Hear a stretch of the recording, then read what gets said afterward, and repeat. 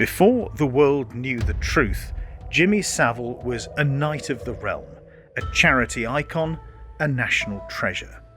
But behind the gold chains and public praise, there was a predator hiding in plain sight. This is Psycho Killer, shocking true crime stories, and in this episode we're pulling apart one of the most disturbing cover-ups in British history.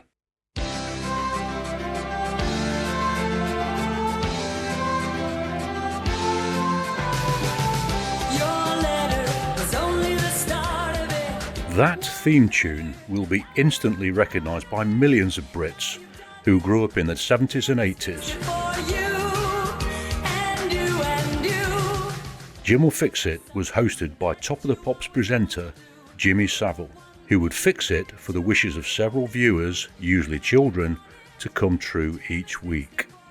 Kids, including me, wrote to Jimmy Savile asking him to make our dream come true on national television.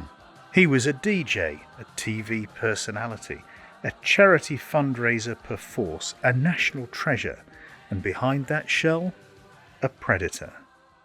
For decades, Jimmy Savile wormed his way into the heart of British public life. The BBC, Broadmoor Hospital, even Buckingham Palace. All the while, he hid something monstrous. He was a paedophile, a serial abuser. But was he something else too? Was Jimmy Savile a psychopath? I'm Simon Ford, a journalist and lecturer. And I'm Jack Morrell, a former major crime detective with experience in this area.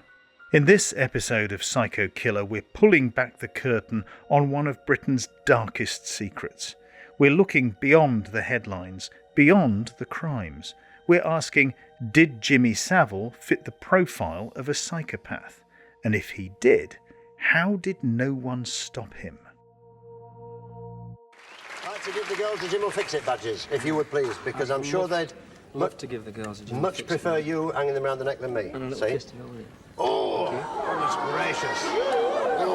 If you're listening from outside the UK, maybe one of our friends in the States, Australia, Germany, or elsewhere in the world, you might be wondering, who was Jimmy Savile? Why does this name carry such weight and horror in British media and public life? Ladies and gentlemen, we've got to go now. It's quite happy underneath. Well, imagine a man who combined the influence of Howard Stern, the charitable reputation of Jerry Lewis, and the eccentricity of Andy Warhol, and then multiply that notoriety by about 100. Now that's Jimmy Savile. The fella could get used to all this. As it happened, he really could get used to it. So, ladies and gentlemen, all we can say is good night from all of us here at Top of the Pops. He was a DJ, TV personality, marathon runner and philanthropist, or at least that's how he branded himself. He rose to fame in the 1960s as the host of Top of the Pops, Britain's biggest chart music show, and later became the beloved and bizarre face of Jim Will Fix It, a long-running children's programme where, as we've said, he supposedly made young people's dreams come true. Yours sincerely, Debbie Coleman. Here's somebody to help her who also has a problem with being shy, Gary Glitter. Savile was knighted by the Queen in 1990 and awarded a papal knighthood by Pope John Paul II. Politicians courted him, celebrities queued up to be photographed with him, and the public saw him as a national treasure, quirky, strange, but harmless. That was the myth. The truth? Far more sinister. After his death in 2011, hundreds of victims came forward. Police now believe he sexually abused more than 500 people, some as young as 2 years old. Many of his attacks took place inside hospitals, care homes, and even mental health institutions, where he'd been granted shockingly free access. And then, I don't know of a nice way to put it, but he molested her, he helped himself, and she just sat there and couldn't do anything about it. He wasn't just a predator. He was a manipulator of epic proportions, someone who used fame, charity, and public adoration as a cloak. This episode asked the question, was Jimmy Savile not only a paedophile, but a psychopath? And how did so many people, from TV executives to hospital staff, allow him to get away with it? Stick with us as we dig deep into the evidence, the enablers, the cover-ups, and the psychology behind one of the most chilling betrayals of public trust in modern British history.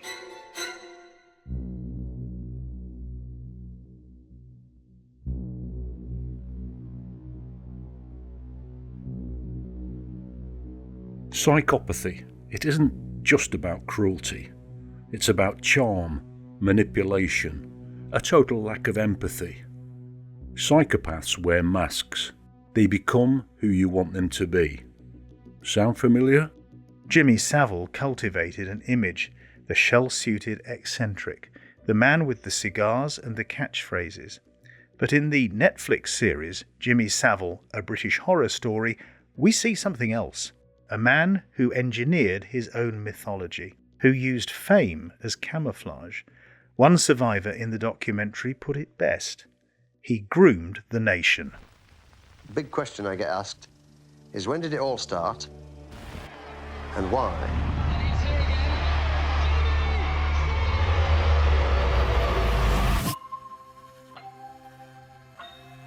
Ladies and gentlemen, it so happens I've spent my life fixing things for people. As a child, you just thought this guy can make things happen. He knew everybody. Can I thank you for everything you do for every good cause? How on earth do you raise £10 million in 3 years? With Jim, you accepted things as normal, but it was abnormal. That is supposed to be me. What did I ever do to you that you would draw that picture of me?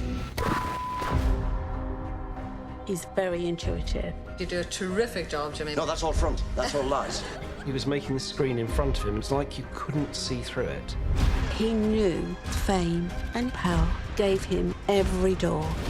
I am a voluntary helper. Sometimes, when nobody's looking, I help the lasses. It turns out everywhere he'd been, there'd been abuse. As you're going to see, they can catch me out, ladies and gentlemen, but they can't really catch me out. I've got eyes all over the head, you see. Picture that emerged, people who were in a state of paralysis. Jimmy Savile has been knighted by the Queen. Thank you for being with us today. Thanks very much, Jim. The allegations are shocking the entire country. The nation created Jimmy Savile. I'm not in your world. I'm not constrained by anything. Let me tell you, you really are missing something. In fact, you're missing everything.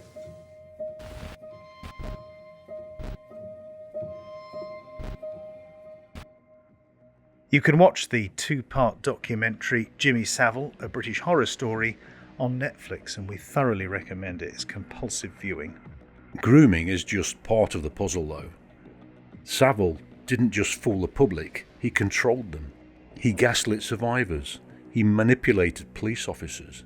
He even boasted on national television that he'd been questioned by the police and got away with it. You do not have to say anything, but it may harm your defence if you do not mention when questioned something which you later rely upon in court, and anything you do say may be given in evidence. I'll say everything. I've had so much of this in 50 years, you know. It's always either someone looking for a few quid or a story for the paper. That's not just arrogance, that's classic psychopathic grandiosity.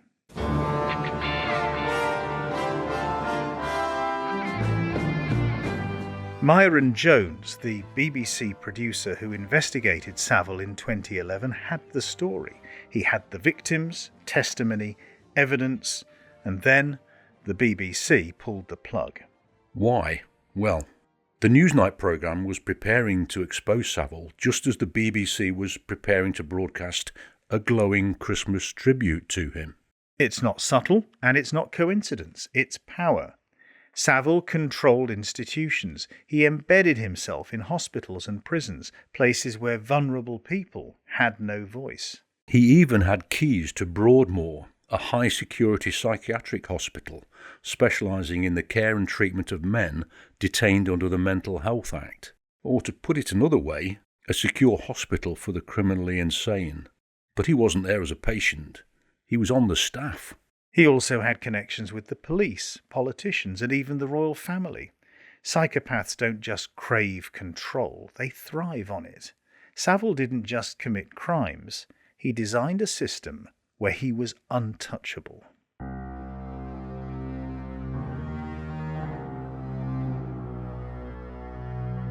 To understand how Jimmy Savile got away with so much for so long, we need to look at the institutions that welcomed him in. Not just the BBC, but hospitals, prisons, and even the government. Let's take Broadmoor first, that high-security psychiatric hospital housing some of the most dangerous patients in the country. You'd expect tight controls and rigorous oversight.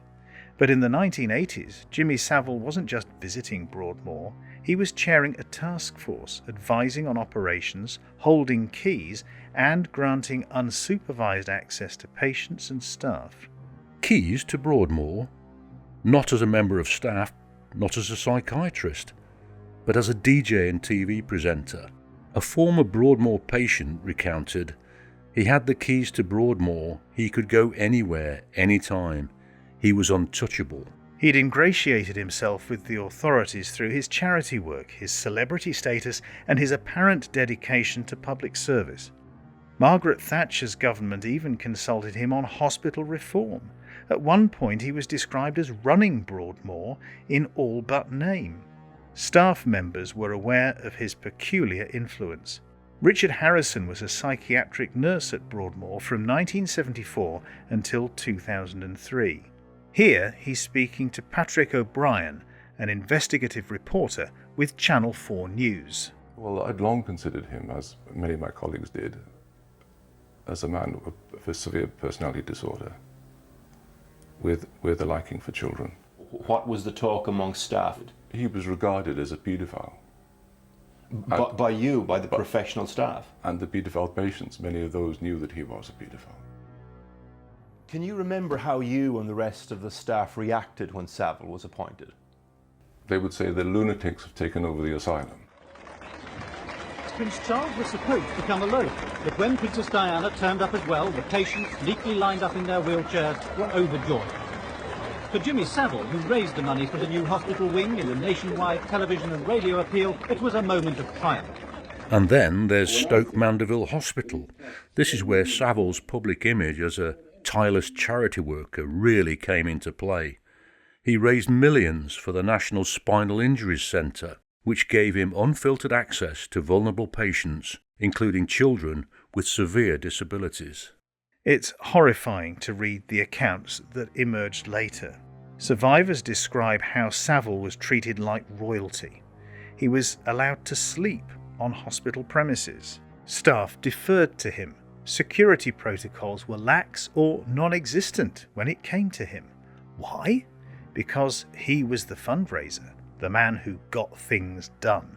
The 2015 investigation by Kate Lampard revealed that he had abused at least 60 people at Stoke Mandeville, including patients as young as 8, many of them disabled, many unable to speak up. And worse, complaints were made, repeatedly, and repeatedly they were dismissed. The Lampard review highlighted systemic failures, stating, Savile was able to continue his abusive behaviour unchecked because of a combination of factors, including the celebrity status he enjoyed, the trust placed in him by staff, and the lack of effective safeguarding procedures. It's a classic tactic seen in many high-functioning psychopaths. Position yourself as indispensable. Make people feel indebted to you, and then exploit the access that comes with that trust. And because people don't want to believe it, because they need what you bring, they cover their eyes. Enamoured by his celebrity and fundraising capabilities, these institutions overlooked numerous warning signs. Complaints were dismissed, protocols were bypassed, allowing Savile to operate with impunity. It wasn't just charm though, it was calculation. Savile understood power, and he knew exactly how to use it. It's a harrowing reminder of how charisma and perceived benevolence can mask malevolence, especially when institutions fail to uphold their duty of care.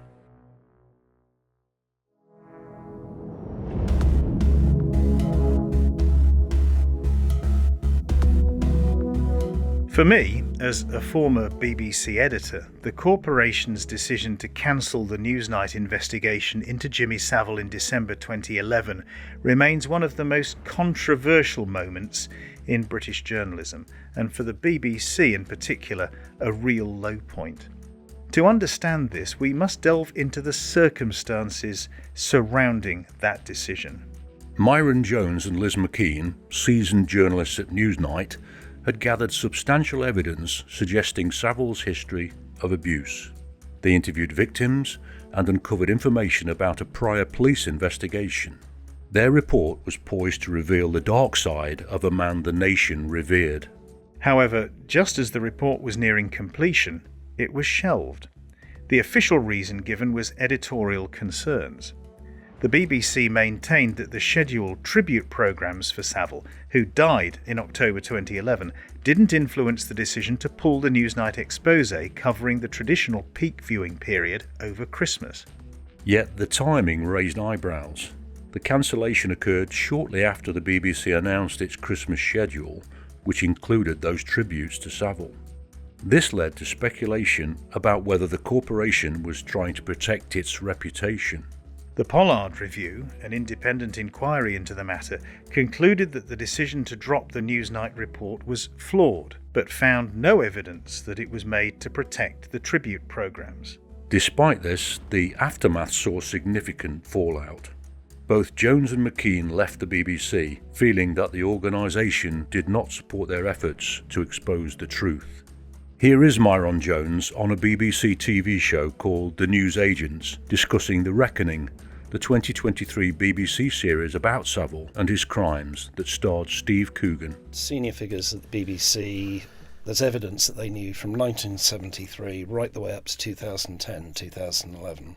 So in 1973, the head of radio, Ian Trethowan, who then becomes Director General, is notified of concerns about Savile. They do 2 lines of investigation. They send the chief press officer around the tabloids to say, are they going to run a story saying that Savile has been abusing underage kids in his mobile home? The papers say no, they're not. He's a big charity figure. They've heard the rumours, but they're not investigating. Then the other allegation, which is obviously much more seriously sourced because they pull Savile in, is that he is regularly having underage kids coming round to his flat in London. Plainly, whatever evidence they have is too strong for him to deny it. So he says, yes, that does happen, and the reason it happens is to protect them from dirty old men on the streets of London if they were left out there. They are again worried, is this going to come out in the papers? He assures them that it's not, and that nothing untoward is going on. They don't even say to him, stop having underage girls round to your apartment overnight. They just say, well, what can you do? Myron Jones appearing on the BBC media show The News Agents. This episode underscores the complexities within large institutions when confronting uncomfortable truths. While the BBC has taken steps to address these issues, the Savile scandal remains a stark reminder of the importance of journalistic integrity and the courage to pursue the truth, no matter how inconvenient. As we've explored, Jimmy Savile's rise to fame was marked by his eccentric persona and charitable endeavours, which masked a much darker reality. His close ties with institutions like the BBC and various hospitals gave him unprecedented access and influence. Indeed, his involvement with establishments such as Stoke Mandeville Hospital and the BBC elevated his public image and facilitated his heinous activities, allowing him to operate unchecked for decades. This concludes the first part of our deep dive into Jimmy Savile's life and crimes. If you found this episode insightful, why not consider supporting us on Patreon?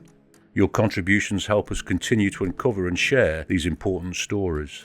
Join us next time as we delve into the aftermath of Savile's death, the revelations that shocked the nation, and the systemic failures that allowed his crimes to go unnoticed for so long.